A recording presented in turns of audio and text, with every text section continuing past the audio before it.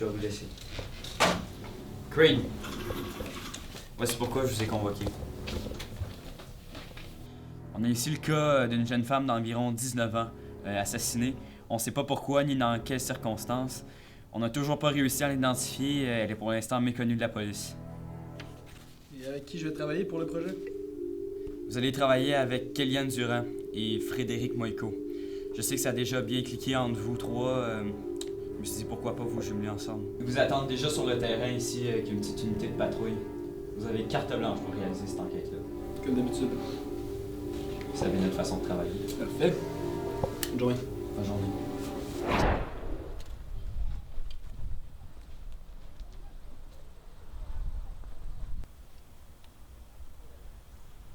Elle est dans un sale état. Sur une échelle de 1 à morte. Elle est morte.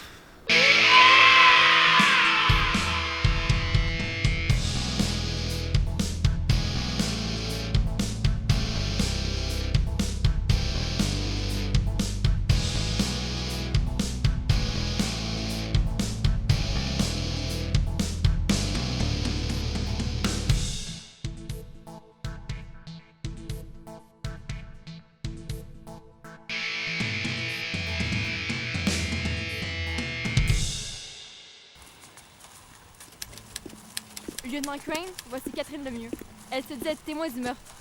Je vous jure que j'ai vu ce que j'ai vu. Calmez-vous, madame. Je vais vous demander de vous calmer. Alors, vous dites avoir vu le meurtre, c'est ça? Oui, j'étais dans mon salon. J'écoutais la télévision, puis là, j'ai entendu des coups de feu. C'est là que je me suis retournée, puis je l'ai vu. Qui? L'assassin, il s'enfuit avec le sac de la fille. Donnez-nous une description plus précise, bon sang! Ah, d'accord. En fait, il était assez grand. Il portait des vêtements foncés, mais j'ai pas pu voir son visage puisqu'il était de dos. Il y avait le sac qui était noir et je dirais qu'il était assez grand pour porter un ordinateur. Parfait. Connaissez-vous la victime? Pas vraiment. Tout ce que je sais, c'est qu'elle allait au cégep d'à côté et qu'elle avait pas mal d'argent. Et connaissez-vous des gens qui tournaient autour d'elle? Je dirais oui, mon voisin, Paul Deschamps. Il m'en a souvent parlé, puis il m'a dit qu'elle la trouvait bien jolie, qu'il aimerait bien la voir comme blonde, ce qui est un peu étrange. Allez vérifier l'identité de la victime au cégep. Pendant ce temps-là, moi et Moïko, on va interroger le voisin. Oui, lieutenant, sans problème. Merci de votre aide, madame. Je fais juste mon devoir.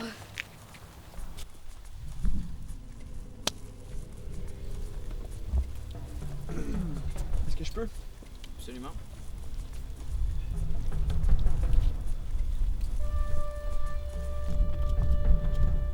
Et moi, avait raison. Le ferme Morsac.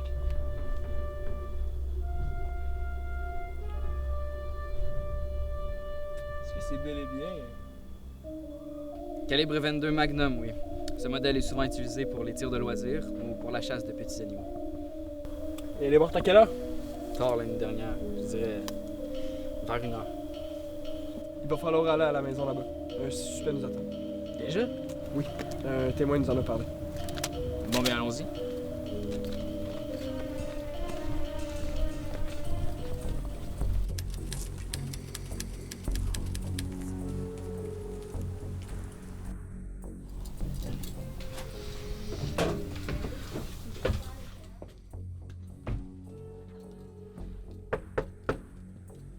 Police!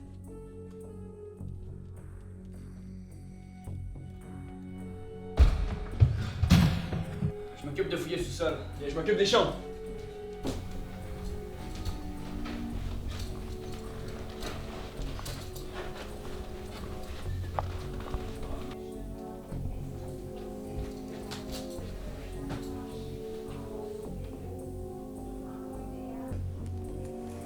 Activité incluant des armes.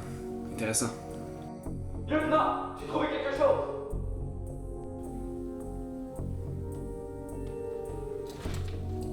Putain, my god.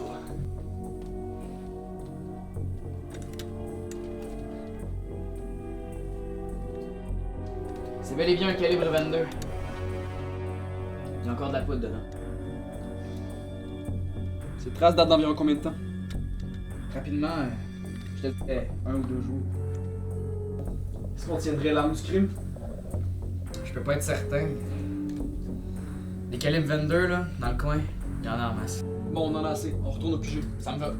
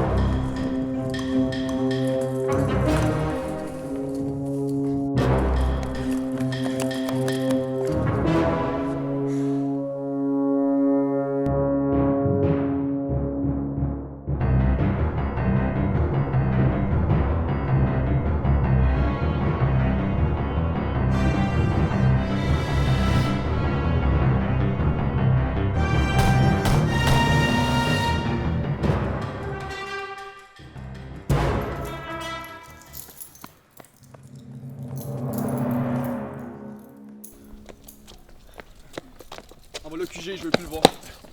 Mon équipe. Oui, allô? Lieutenant, j'ai découvert que la victime s'appelle Julie Cousteau, fille d'André Cousteau et de Catherine Leboeuf. De plus, elle a un frère, Benjamin, qui a souvent été derrière les barreaux pour vol. La famille habite au 1040 de Lorimier. Parfait, j'arrive dans 10 minutes.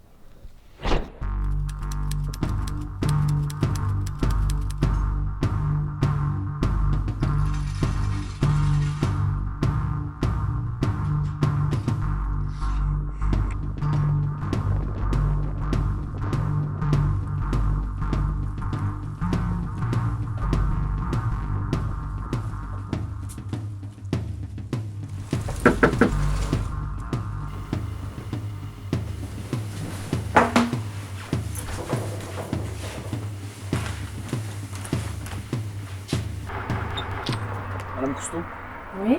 je suis le lieutenant Ralph Crane de la police de Longueuil et voici mon adjointe, Madame Durand. On est venu pour vous annoncer que votre fille est morte, assassinée l'année dernière. Ma fille? Ma propre fille? On est vraiment désolé. Désolé de vous brusquer comme ça, mais on aurait quelques questions à vous poser.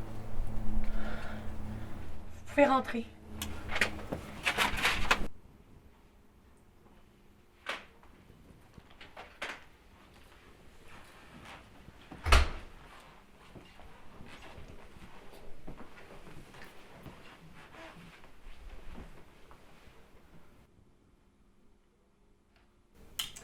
Madame Cousteau, est-ce que ça vous dérange si on fait un tour de la maison? Ensuite, on vient vous reparler.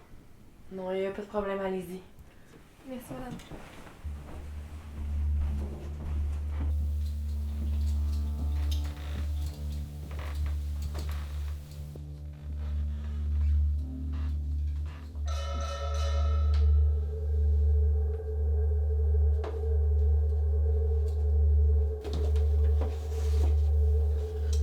Eh ben, un objet manquant. Lieutenant, ça se retrouvait dans la chambre du frère de la victime. Ça correspond parfaitement au dire des témoins.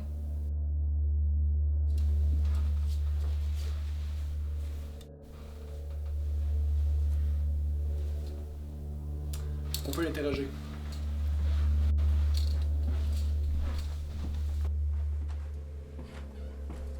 Madame Cousteau, est-ce que votre fille avait l'habitude de traîner dans les rues tard le soir?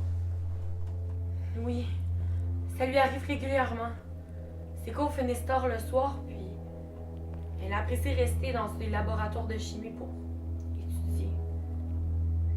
La plupart du temps, nous dormons déjà quand elle rentre. Vous me prenez pour un imbécile ou vous êtes seulement des parents irresponsables? Non, bien sûr que non. C'est juste que on n'arrive pas à avoir le contrôle sur elle. Elle est tellement indépendante. Même si on la réprimande, ça change absolument rien. OK. On voudrait savoir s'il y a des membres de votre famille qui ont des antécédents judiciaires. Il n'y a personne qui a été arrêté dans ma famille. Vous mentez, Madame Cousteau. Votre fils a déjà été arrêté plusieurs fois pour vol. Ne m'en voulez pas. C'est juste parce que moi et André, on a un peu honte de ce qui est devenu notre fils. Après tout, il est rendu avare. Il convoitait tout ce que sa sœur avait. Elle avait travaillé tellement fort pour obtenir tous ses biens, son ordinateur. Mais bon. Il s'est mis à voler, à essayer de devenir plus riche qu'elle. Il avait conscience que sa sœur allait probablement avoir plus d'argent que lui. C'est sa façon de se reprendre d'une certaine façon. Était-il ici hier soir vers 1h du matin? Non, j'ai aucune idée où il était. Excellent. Par ailleurs, connaissez-vous un certain Paul Deschamps? Oui, évidemment. C'est un bon ami de la famille. Surtout mon mari. Tellement qu'il a même la clé de sa maison. Ça leur arrive parfois d'aller au centre de tir ensemble. Comme Paul n'a pas de fusil, ben ça lui arrive d'emprunter celui que mon mari range dans notre C'est chambre. drôle parce qu'on n'a pas trouvé de calibre 22 dans la chambre en haut. Et qu'on en a retrouvé un identique chez Paul Deschamps. Bizarre. Habituellement, Paul nous le rapporte tout le temps avant la fin de la journée. Et est-ce que votre fille appréciait M. Deschamps? Non, pas vraiment. Elle le trouvait embarrassant. Même quelquefois un peu louche. Mais j'ai jamais compris pourquoi. Merci beaucoup, Madame Cousteau. On vous redonne des nouvelles. Ça m'a fait plaisir. Savez-vous où on peut trouver votre fils, par hasard? Je l'ai pas vu de la journée, mais à l'heure qu'il est, il doit être au skatepark au coin de la rue.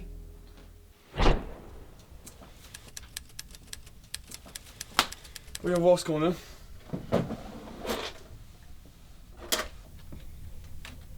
Michael a eu le temps de faire son analyse en portant le suspect.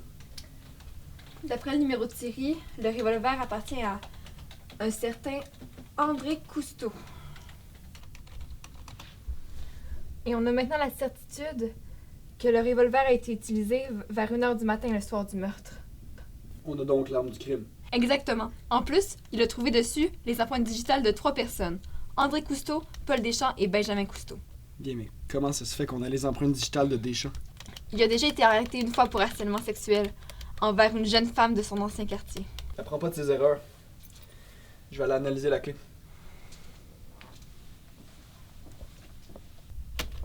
D'après les archives, la clé correspond à la serrure numéro D3191.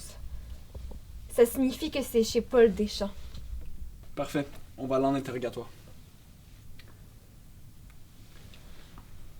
Michael, amène-toi. On interroge le suspect. Good. Préparez une équipe et allez voir le frère. Excellent. On se revoit.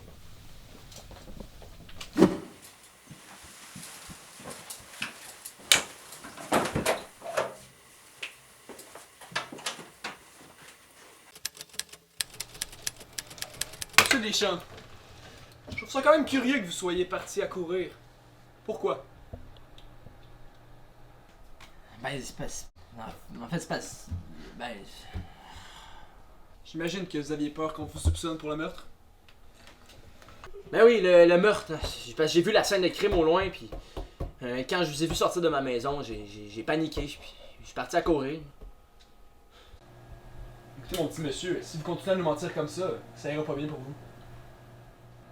Comment vous pouvez prouver que je mens? On a trouvé dans votre casier judiciaire que vous avez déjà été arrêté pour harcèlement sexuel.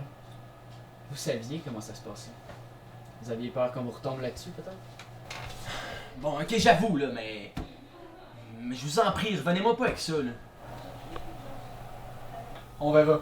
Mais pour continuer, avez-vous un lien avec la victime, Julie Cousteau? Ben, je savais qu'elle allait au cégep à côté de chez moi, mais. Pour ça, j'ai rien d'autre, là. Franchement, Paul, vous convoitiez la victime. Votre voisine nous l'a dit. En plus, vous êtes amis avec la famille. Ok, calme-toi, Michael. Moi, je pense tout simplement que vu qu'elle vous a rejeté, ça vous a frustré, vous l'avez tué, et maintenant, ça reste un bon motif. Mais non, j'ai bien trop de respect envers la famille Cousteau pour faire de quoi de même. Nous verrons bien. Pourriez-vous nous dire, vous étiez où hier vers 1h du matin?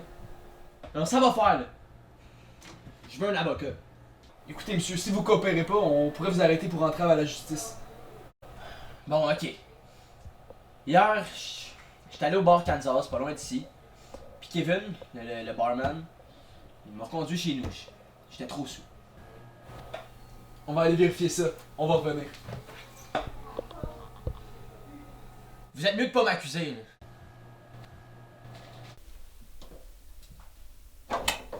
Bon, ça y est, bar Kansas. Oui, bonjour, Frédéric Moïco du service de police de Longueuil. Oui, j'aimerais parler à Kevin, s'il vous plaît. Ah, c'est vous? Parfait. J'aimerais savoir, avez-vous vu Paul Deschamps hier? Oui, l'avez-vous reconduit chez lui? Ok, merci beaucoup. Alors, il confirme le Libye. Merde. Lieutenant, le frère est arrivé. Il est dans la salle 1. Parfait. On va y aller. Calmez les chambres pendant ce temps-là. C'est bon.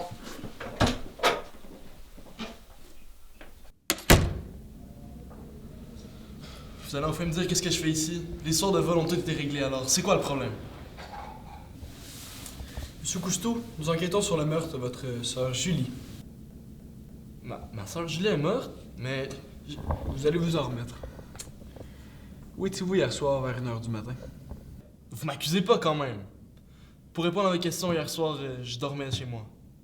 Mauvaise réponse, Monsieur Cousteau. Votre mère a dit que vous n'étiez pas à la maison hier soir.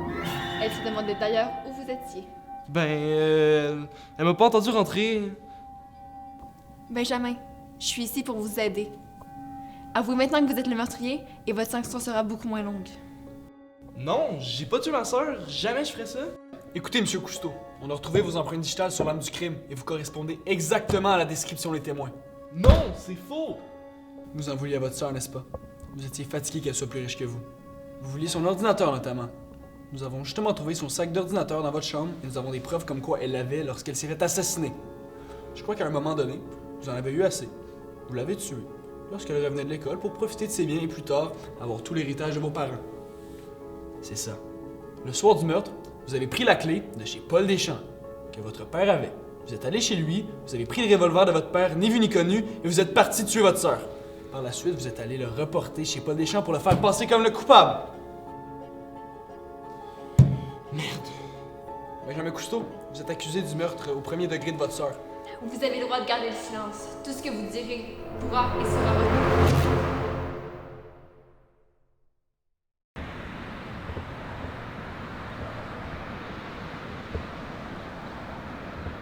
Toutes mes félicitations, lieutenant.